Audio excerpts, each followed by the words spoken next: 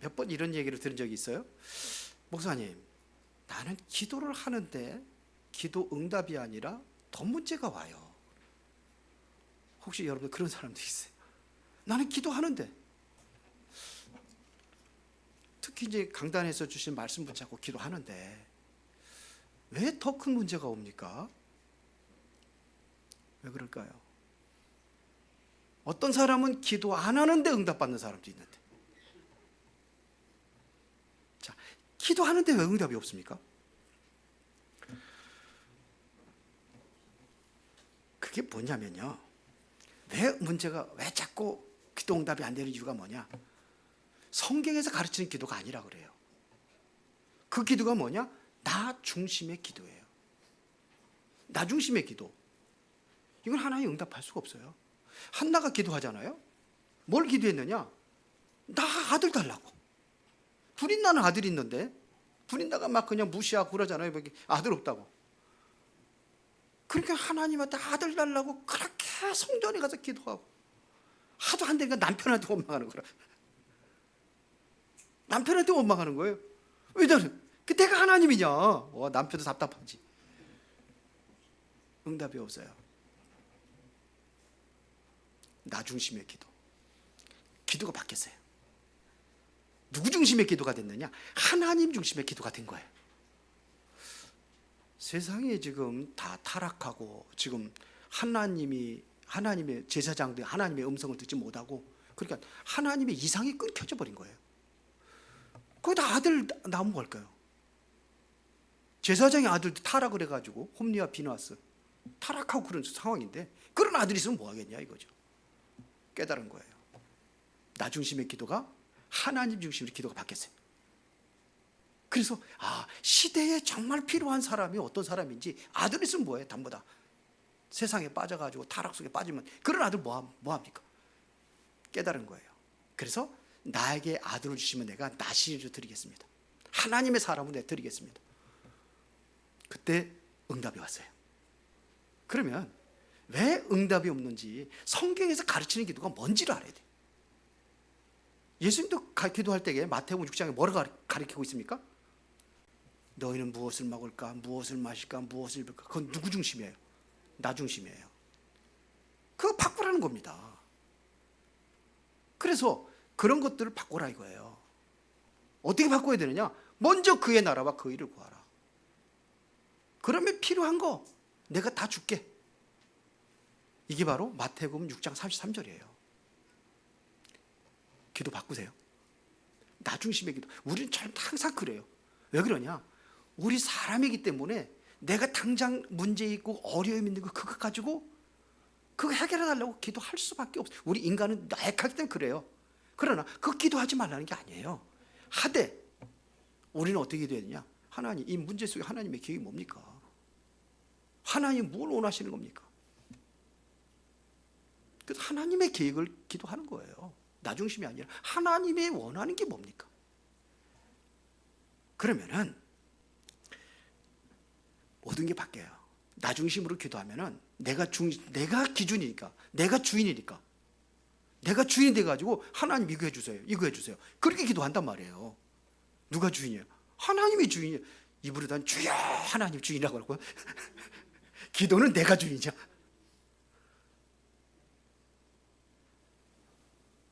우리들 그렇게 기도한단 말이에요. 그래서 하나님의 계획이 뭡니까? 내가 왜 이런 어려움이 왔습니까? 우리 기도하는 거예요. 저도 이거 허리 이거 좀 아직도 한 달은 더 견뎌야 되는데. 그래서 하나님, 여기 하나님의 계획이 뭡니까? 근데 많은 것들을 얻어요, 사실은. 그동안에 보지 못한 것들은 많은 것 봐요. 하나님의 계획이 뭡니까? 그러니까. 다 이유가 있어요. 그래서 여러분들이 이제 기도 바꾸시 바랍니다. 기도 안 해도 응답받는 사람 되기를 바랍니다. 그렇다고 기도 전혀 안 하는 건 아니죠. 그렇게 해야지. 내가 돈 벌기 위해서 몸부림쳐가지고 돈 버는 것보다도 돈 버는 사람이 되면 돼요. 그릇이 되면은 오게 돼 있어요. 내가 먼저 되는 거예요. 나의 영적 상태를 먼저 바꾸는 게 이게 가장 우선이다 이거예요. 이게 서로 다예요. 그러면 응답은 뭐가 응답이냐? 내가 하나님 이거 주세요 그랬더니 이거 줬어. 이게 응답인가요? 이건 어린아이들 응답이에요. 그렇지 않아요. 내가 이거 얻고 내가 이거 뭐 시시하니까 1억을 달라고 그러는데 1억 얻고 의미 없어요. 그건. 1억 원보다도 더 소중한 것을 깨달은 거예요. 그게 뭐냐면 응답 중에 응답은 하나님 나와 함께 하신 걸 누리는 거예요. 예를 들어 볼까요? 베드로가 밤이 맞도록 수고했는데 고기 한 마리 잡지 못했어.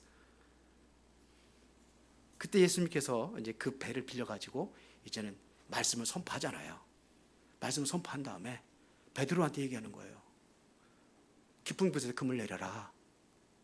그때 베드로가 뭐라 그랬는지 알아요? 이제 깨달은 말씀에서 변화가 일어난 거예요. 말씀 듣고 내가 밤이 맞도록 수고했는데 한 마리도 못 낚았습니다. 그러나 주님의 말씀에 의지하여 내가 그물을 내리이다. 그때 얼마나 많은 고기를 잡았는지 여러분 아시죠? 내 배에도 부족해가지고 가득 채우고 친구의 배까지 가득 채워버렸어요. 그때 베드로가 얘기해. 그러니까 얼마나 감사해요. 이 많은 고기를 줘서 너무너무 감사합니다. 응답이 아니에요. 그게 베드로는 다른 것을 본 거예요. 주여 나를 떠나소서. 이거 주셔서 감사합니다 그런 게 아니라 주여 나를 떠나 나는 죄지로소이다. 이분이 누군가를 아는 거예요. 그래서 바꾸는 거예요. 주여 나를 떠나소서. 이게 응답 중에 응답이에요. 하나님이 나와 함께하는 게 응답 중에 응답이에요. 이것이 느껴지면은 노예로 가도 승리할 수 있어요. 감옥에 들어가도 승리할 수 있어요. 다윗은 사울 왕이 그렇게 죽이려고 쫓아다니는데도 거기에 흔들리지 않았어요. 이게 응답이에요. 뭐가 응답입니까? 10억 달라고 그래. 10억 줬어. 그럼 할렐루야 하고 막 쓰고 돌아다니게 그게 펑펑 쓰고 다니게 내가 막 자동차도 바꾸고 10억 줬으니까 옷도 기왕 멋있는 걸 바꾸고 마음대로 누리는 거 그거 응답이 아니에요. 맞습니까? 그 남의 대로 왜 안 해? 아직도 내 것이 중요해? 에? 세상 것이 중요해요? 아담과 하와가 왜 넘어졌습니까? 아담과 하와가 나예요, 나. 선악과를 주면서 너도 하나님처럼 될 수 있다고 꼬신 거예요. 사탄이 하나님처럼 될 수 있어. 이게 세상 종교의 교리예요. 불교의 교리가 뭐냐? 그겁니다. 너도 하나님 될 수 있어. 열심히 기도하고 열심히 돌을 닦으면 너도 하나님 될 수 있어. 불타가 된다고 그러죠. 불타가 될 수 있어. 이거예요. 그래 우리는 그게 아니에요. 우리는 스스로 살아갈 수 있는 존재가 아니에요. 제가 이제 메시지를 쭉 이제 하면서 준비하면서 이제 이번에 그 송구 영신 예배 우리 교회 우리 자체에서 드리는 거 있어요. 송구 영신 예배 드리고 1월 달에 첫째 주 어떤 메시지를 것이냐 쭉 흐름을 쭉 하는 거예요. 이제는 요거 마태복음은 우리 이제 2부 예배 때 쭉 했는데 마태복음은 요거는 마지막 주 12월 달까지 다 끝내버리려고 그래요. 그러고서는 이제는 새롭게 시작하는 거예요. 내가 새롭게 시작하는 거예요. 자, 이 기도에 대한 비밀에 이거를 가지고 있으면 이 축복을 가지고 있으면 어떻게 되느냐? 첫 번째로 이게 제일 중요해요. 나를 살리는 기도가 되는 거예요. 누구를 살려요? 내가 살아야 다른 사람도 살릴 거 아닙니까? 내가 살아야 세상도 살릴 거 아닙니까? 내가 힘없고 부족하고 연약하고 비실비실 하는데 뭔 다른 사람을 살려요? 나도 연약하고 맨날 쓰러지고 넘어지고 그러는데 나를 살리는 기도 이게 우선이 되는 겁니다. 그래서 오늘 17절에 보니까 다 같이 읽겠습니다. 우리 주 예수 그리스도의 하나님 영광의 아버지께서 지혜와 계시의 영을 너희에게 주사 하나님을 알게 하시고 하나님을 알게 하시고 이게 최고의 응답이에요. 내가 사는 길이 뭐냐? 하나님을 모르니까 하나님을 모르니까요. 내 마음대로 사는 거예요. 내 생각대로 사는 거예요. 하나님을 알면 내 생각대로 안 움직여요. 지혜와 계시의 영을 주사. 하나님께서 하나님을 알게 하셔야 내가 아는 거예요. 호세아 4장 6절에 보면은 내 백성이 왜 망하느냐 그걸 했습니다. 하나님을 아는 지식이 없어도 망하는 거예요. 하나님을 모르니까 망하는 거예요. 하나님이 누굽니까? 하나님을 아는 거예요. 성부 하나님. 지금 하나님 눈에 안 보이는데 어떻게 만날 수 있습니까? 말씀을 통해서 만나는 거예요. 하나님은 우리가 어떻게 합니까? 말씀을 통해서 하나님 이런 분이구나 아는 거예요. 그리스도가 이런 분인 거 아는 거예요. 성령이 이런 분이구나 아는 거예요. 그렇죠? 지금도 그리스도는 역사하고 계세요. 구원 사역을 지금도 이루고 있는 거예요. 그래서 땅끝까지 그리스도 증거하라는 겁니다. 지금도 성령 역사는 일어나고 있습니다. 이 능력을 우리가 체험하는 거예요. 이게 하나님을 아는, 이게 최고의 응답입니다. 내가 사는 길이에요. 18절에 간단하게 얘기했습니다. 너희 마음의 눈을 밝히사 그의 부르심의 소망이 무엇이며 성도 안에서 그 기업의 영광이 풍성함이 무엇이며 이렇게 이야기하고 있습니다. 마음의 눈을 여사. 이 육안이 아니에요. 마음의 눈을 여사. 여러분들이 마음으로 볼 수 있어야 돼요. 마음으로 볼 수 있어야 돼요. 그래서 뭐예요?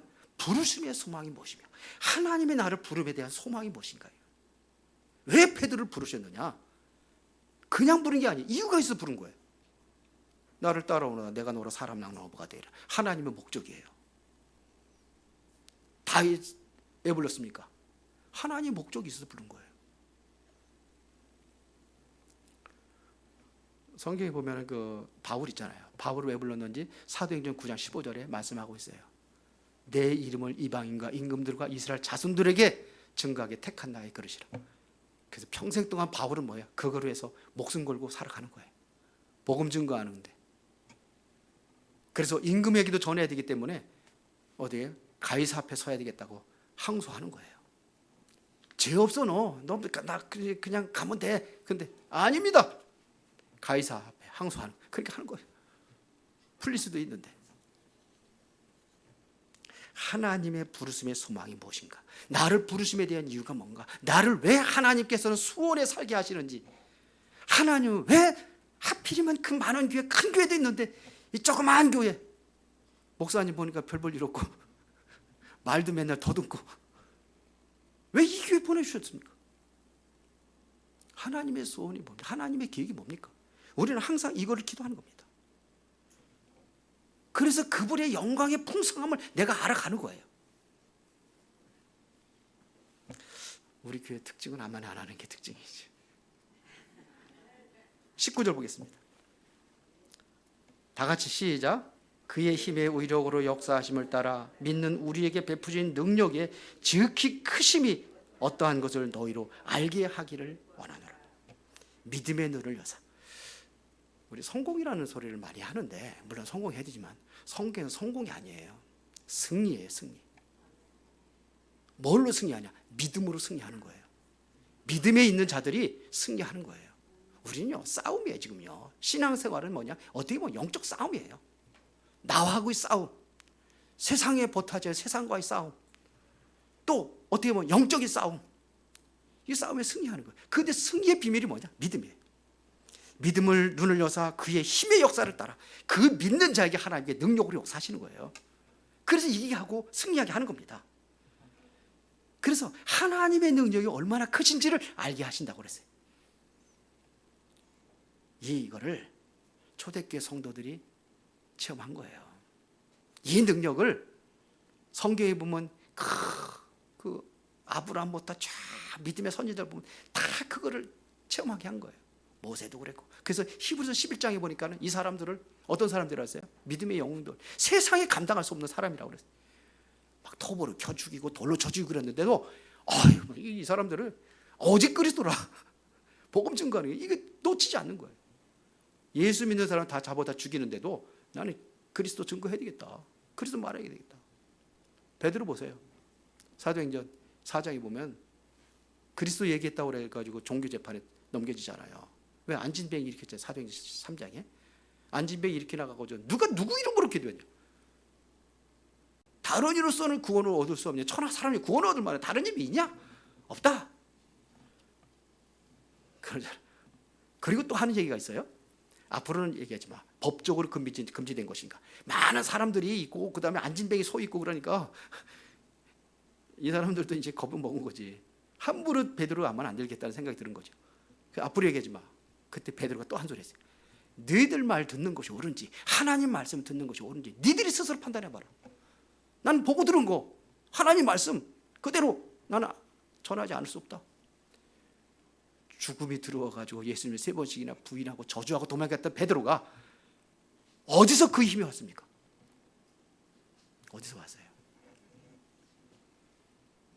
이제 기도의 비밀을 아는 자예요.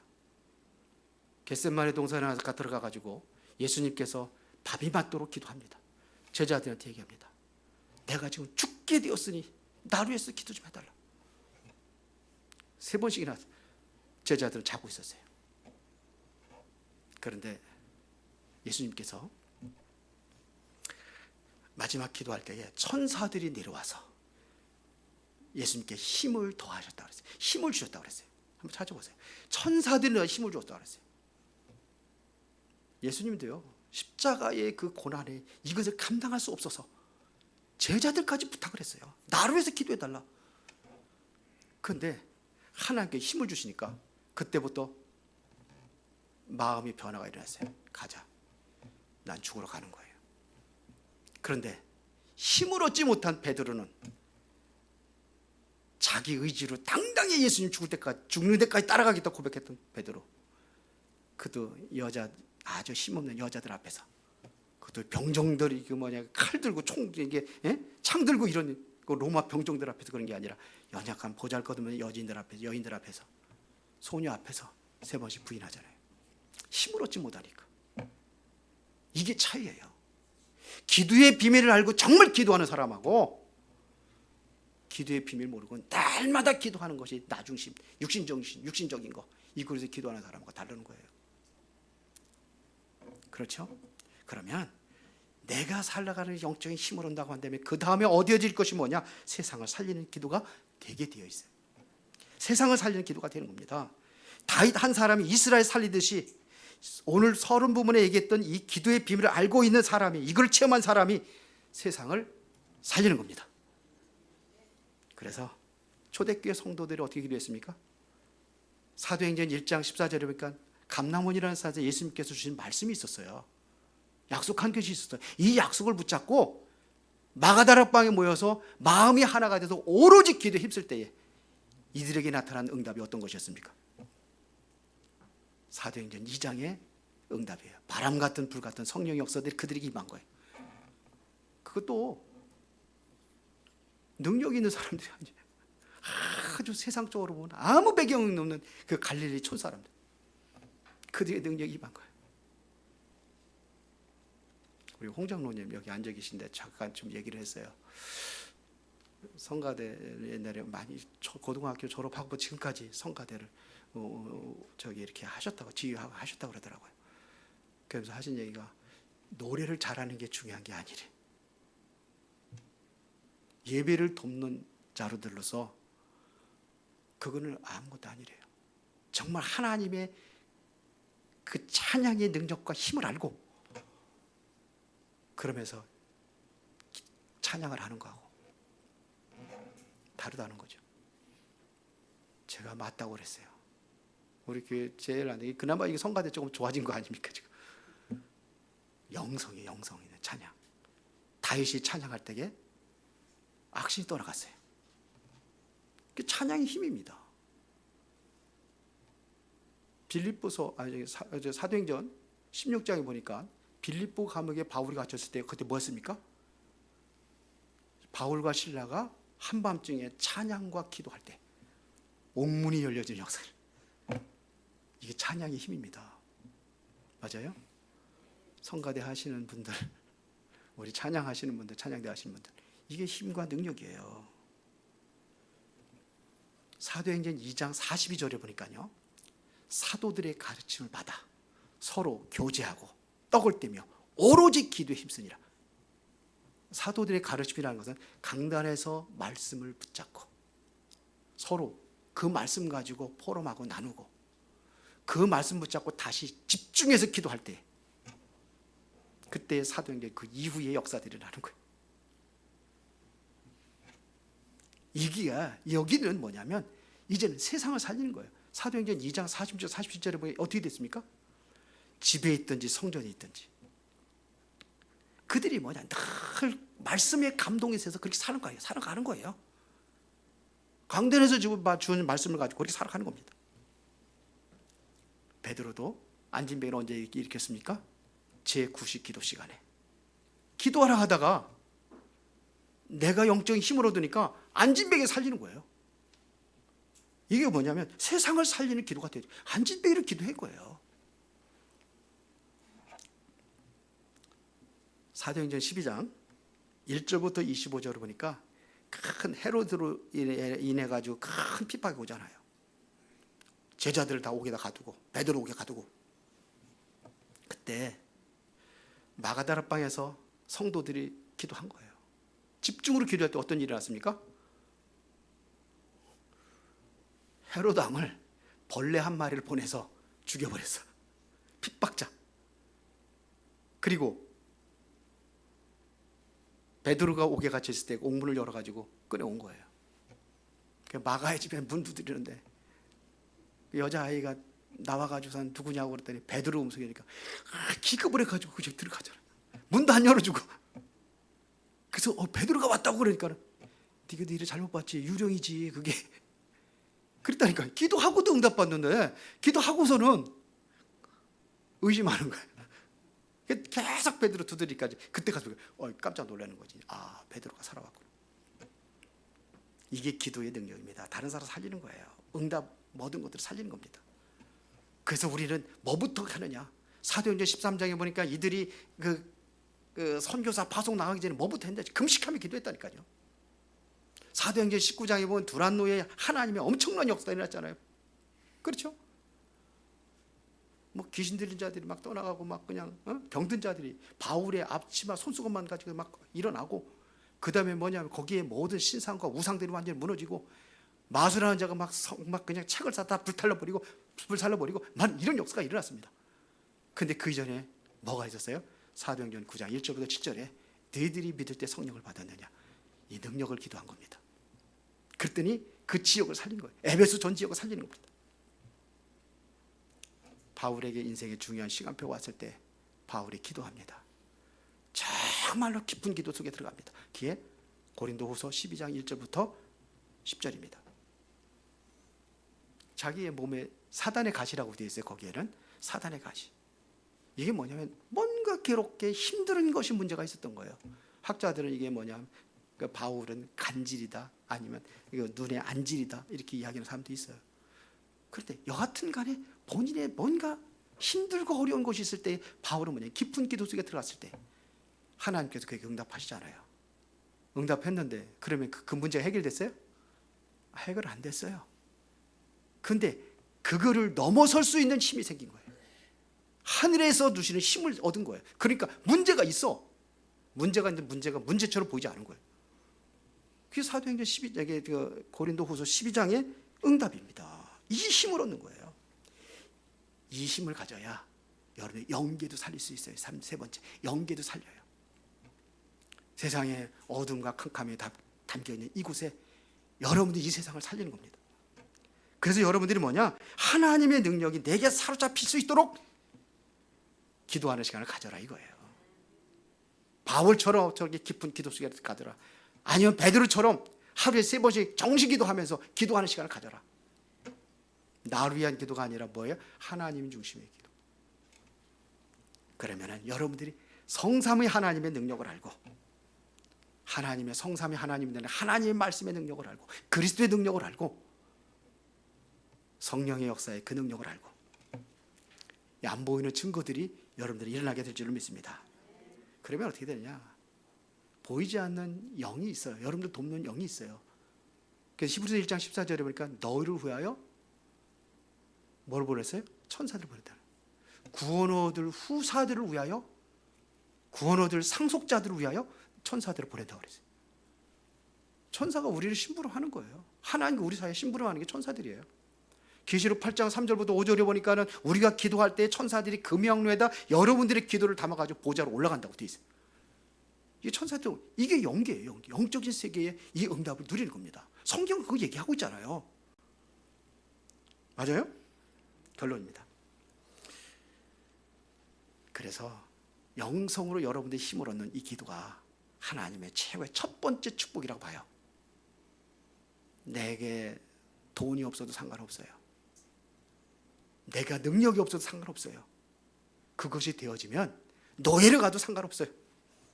그것이 되어지면 감옥에 들어가도 상관없어요. 그러면 이것이 여러분들의 업에, 여러분들의 기능에 능력으로 역사하신다면 그것도 성공하게 되는 겁니다. 그뿐이 아니에요. 흑암에 덮여 있는 문화 현장을 살리는 겁니다. 지금은 문화 시대입니다.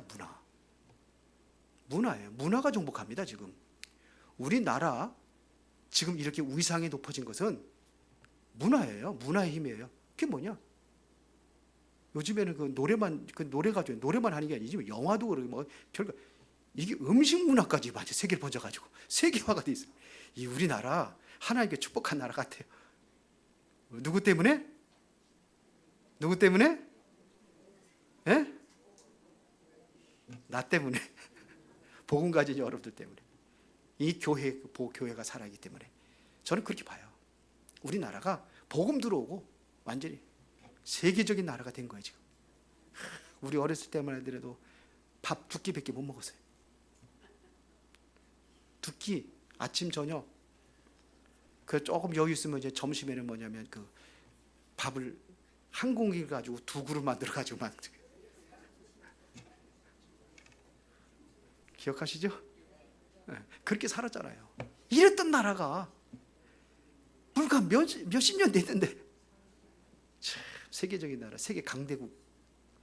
우리나라 전 세계 무시 못해요. 지금은요. 미국도 무시 못합니다. 우리나라가 그렇게 발전했어요. 지금 그 K 방산 이거 무기들이요, 세계적인 무기들이 엄청 많아요. 우리 조선 이거 배 만드는 거 기술 미국이 못 따라와요. 지금 그리 됐습니다. 이게 누가 이렇게 했냐 이거 지금 도대체 이해가 됩니까? 저는 하나님이 하셨다고 봐요. 누구 때문에? 여러분들 때문에. 진짜 기도하시기 바랍니다. 살아계신 아버지 하나님 감사합니다. 오늘도 최고의 응답 누리는 귀한 시간이 되어지기를 원합니다. 오늘도 나를 위한 기도가 아니라 하나님의 그 영광을 위하여, 하나님의 나라를 위하여 하나님이 주인된 기도가 되어지기를 원합니다. 그 속에서 최고의 응답 누리고 정말 우리의 사명 감당할 수 있도록 영적인 힘을 더하여 주셔서 세계복음화의 주역이 되게 하옵소서. 예수 그리스도 이름으로 기도드리옵나이다. 아멘.